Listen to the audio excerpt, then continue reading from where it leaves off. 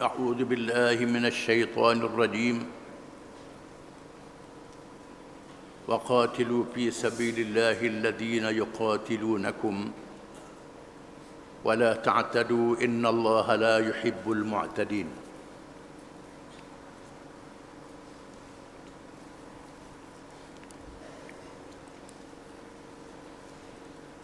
Dan perangilah kerana menegakkan dan mempertahankan agama Islam, agama Allah.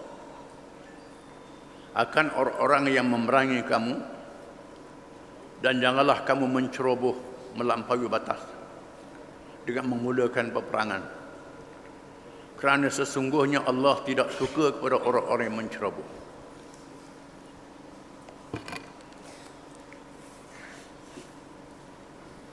Ayat ini menjadi dalil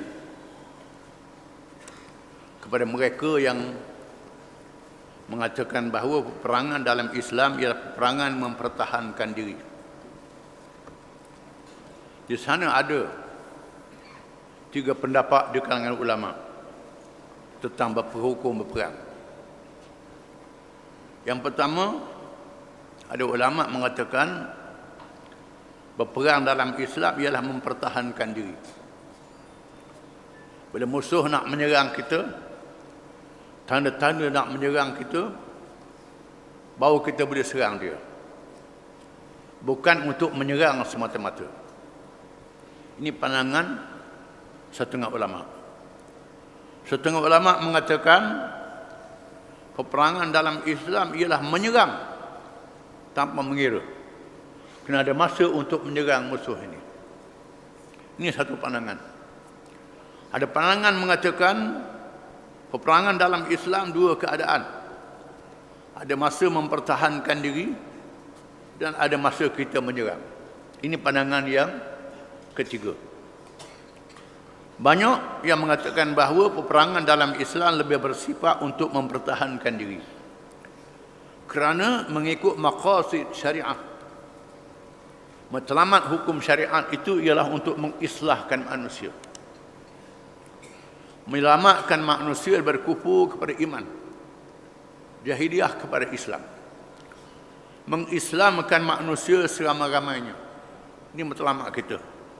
Bukan nak bunuh orang seramai-ramainya. La an yahdiyallahu bika rajulan wahida khairul laka min humurin na'am. Demi sesungguhnya kejayaanmu memberi hidayah, menyebabkan seseorang itu masuk Islam, lebih baik daripada unta merah, iaitulah kenderaan yang paling mahal harganya. Kejayaan kita memuju orang kepada Islam lebih afdal daripada membunuh dia.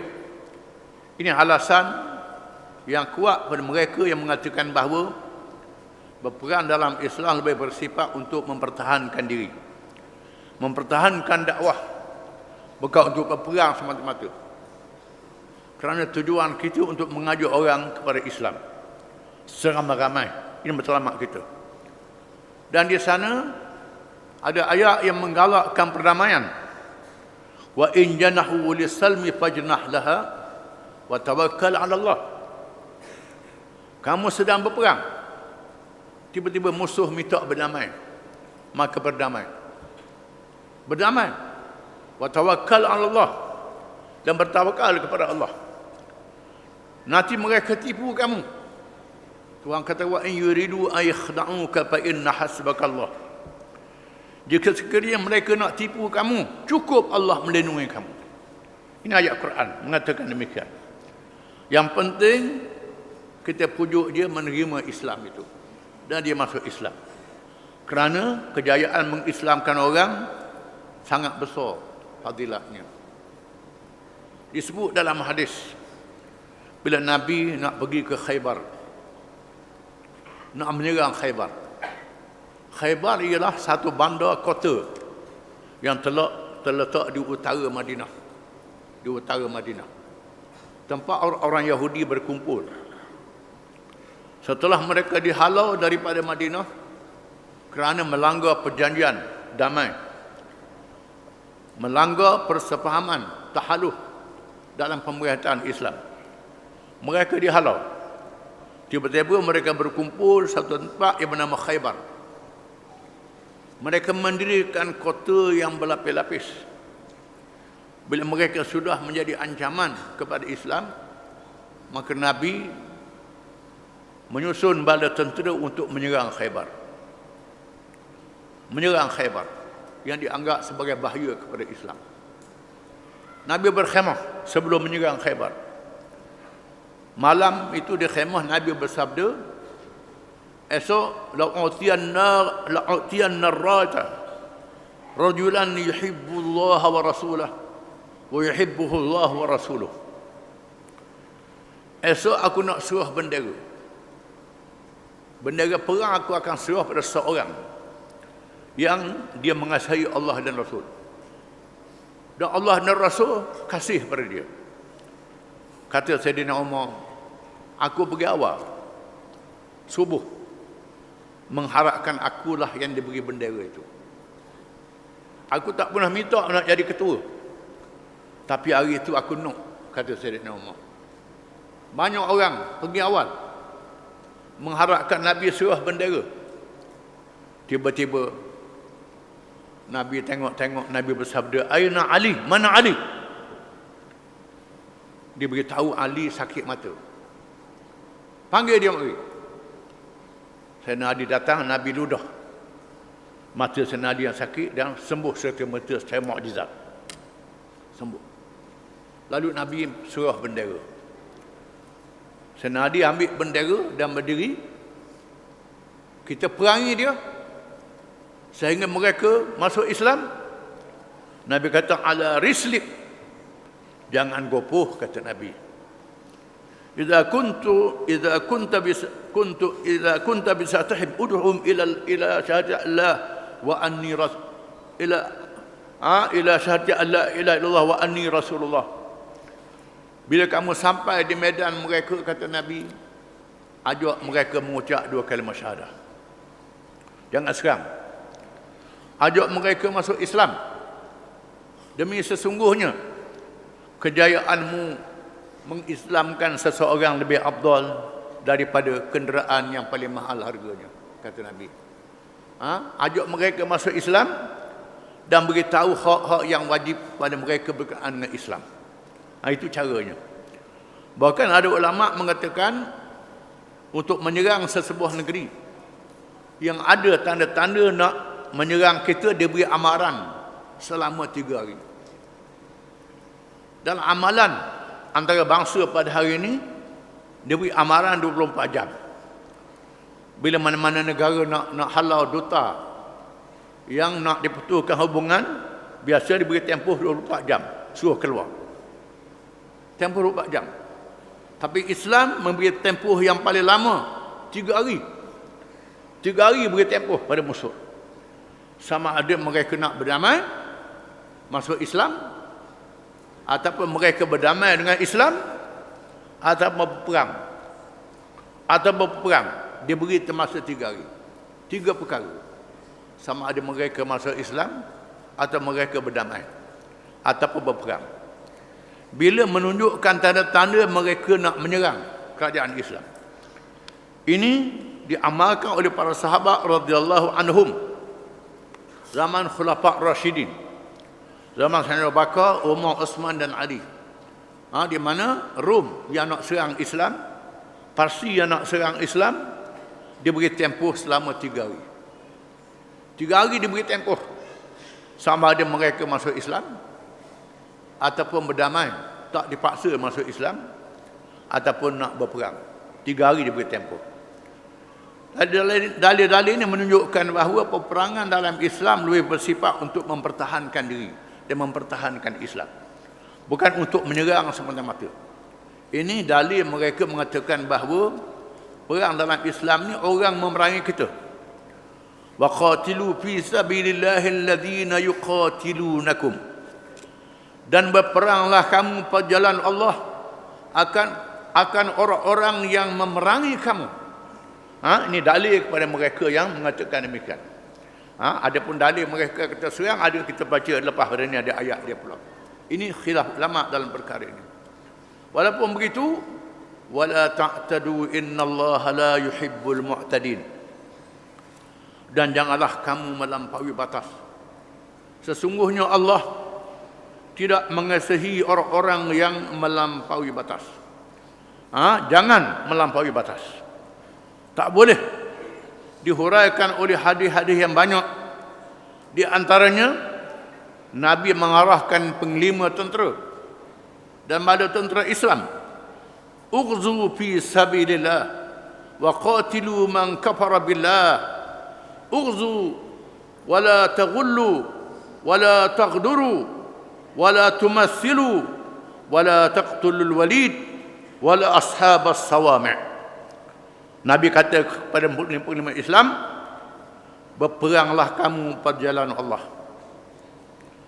dan berperanglah kamu orang yang kufur terhadap Allah. Berperang, jangan melampaui batas. Jangan khianat. Kalau ada perjanjian, jangan khianat. Biar musuh khianat. Jangan menyincang mayat yang sudah mati. Mayat yang sudah mati jangan cincang. Tak boleh. Habis. Bila dia mati, habis. Tak boleh cincang. Jangan bunuh kanak-kanak. Jangan membunuh padri-padri yang ada di gereja-gereja, kata Nabi. Padri-padri yang ada di gereja, padri-padri ini duduk di gereja, dia tak cara korang. Ataupun sami-sami yang duduk di rumah ibadat, jangan ganggu dia. Nabi pesan pada sahabat-sahabat dia. Ini termasuk dalam hukum tidak melampau di dalam peperangan. Macam mana ada orang pergi gebung gereja, gebung ni ilmu mana ni? Ilmu ni bukan ilmu jihad, ni ilmu jahat. Boleh merosakkan nama Islam. Lain dengan apa yang diajar oleh Nabi SAW. Jangan melampaui batas, tidak boleh. Bukan ajaran Islam. Bahkan ulama mengatakan orang Islam tidak boleh menggunakan senjata nuklear, senjata atom. Kerana senjata atom, senjata nuklear ni membunuh semua. Membunuh orang tua, membunuh kanak-kanak, membunuh orang uzur. Macam Amerika bom Jepun dalam Perang Dunia yang Kedua. Hiroshima dan Nagasaki. Dibuang bom atom. Satu bandar habis. Ranak. Tak ke orang tua, kanak-kanak. Ini bukan hukum Islam. Hukum Islam tak boleh begitu. Wala ta'tadu innallaha la yuhibbul mu'tadin. Dan jangan kamu melampaui batas. Sesungguhnya Allah tidak mengasihi orang-orang yang melampaui batas. Ini hukum perang dalam Islam. Kita kena sedar bahawa dalam Islam ni ada fiqh. Fiqh dengan makna faham akan hukum itu. Ada fiqh semayang, ada fiqh puasa, ada fiqh perkahwinan, ada fiqh muamalat, dan ada fiqh jihad. Jihad pun ada fiqh. Kita nak pergi ke Mekah, kena mengaji fiqh haji. Nak pergi ke Mekah, nak berjihad pun kena tahu fiqh jihad. Ada hukum hakam berkait dengan jihad. Jangan pakai begitu saja. Kalau tidak, boleh merosakkan nama Islam. Dengan sebab itulah dalam sejarahnya, bila orang Islam masuk mana-mana negeri, rakyat negeri itu sambut orang Islam. Kerana kerajaan negeri-negeri yang dimasuk oleh Islam itu kerajaan yang zalim. Kerajaan yang zalim terhadap rakyatnya. Bila bala tentera Islam masuk, rakyat terima di Parsi, di Rom. Bukan saja rakyat terima, bila tengok Islam memerintah, mereka masuk Islam beramai-ramai. Tinggal sikit je tak Islam. Bila Islam masuk di Syam. Syam ialah Palestin, Syria, Lebanon. Ini negeri Syam, termasuk Jordan. Negeri-negeri ini asalnya Kristian. Mesir, ini asalnya Kristian. Mesir ni Kristian Qibti. Hari ini orang Mesir jadi Islam, jadi Arab. Bukan Arab tu, mereka masuk Islam dan bercakap Arab. Sebab begitu sekali. Iran, agama Majusi, menyembah api. Bila Islam masuk, mereka masuk Islam. Afghanistan, agama Buddha. Bila Islam masuk, mereka masuk Islam. Beramai-ramai masuk Islam. Dan mereka tak dipaksa masuk Islam. menandakan tak dipaksa itu masih ada rumah-rumah Majusi di Iran yang telah dibina ribu tahun dulu, masih ada sehingga hari ini. Masih ada mereka yang buat ibadat tahu agama Majusi. Dan masih ada gereja-gereja di Syam, di Syria, gereja lama. Di Mesir masih ada gereja yang dibina belum lahir Nabi Muhammad sallallahu alaihi wasallam, menunjukkan mereka tak dipaksa masuk Islam. Tinggal sikit saja, tetapi sebahagian besar rakyatnya masuk Islam kerana mereka melihat Islam ni adil, Islam ni baik, adil, baik. Dan sehingga Mesir itu Nabi bersabda, Nabi kata, bila kamu masuk ke Mesir, kamu hendaklah jaga baik-baik orang Mesir ni, kerana mereka adalah hubungan silaturahim dengan aku. Hubungan silaturahim. Hubungan macam mana? Kerana Ismail adalah toki Nabi yang atas, Ismail bin Ibrahim. Ibu Ismail Hajar. Hajar ni orang Mesir. Berapa ribu tahun, berapa ribu pupu Nabi dengan orang Mesir. Berapa ribu pupu. Sudah jarak masa yang jauh. Menarikan silaturahim itu masih ada. Dan Nabi suruh berbuat baik terhadap orang Mesir. Jadi bila Amr bin As masuk ke Mesir zaman Sayyidina Umar, Amr bin As, panglima tentera Islam, menunaikan wasiat ini. Dan orang Mesir masuk Islam beramai-ramai. Ini menandakan bahawa peperangan dalam Islam itu untuk menyelamatkan manusia, bukan untuk membunuhkan orang. Ini kita kena faham. Beza dengan orang lain, dengan puak lain. Wallahu a'lam.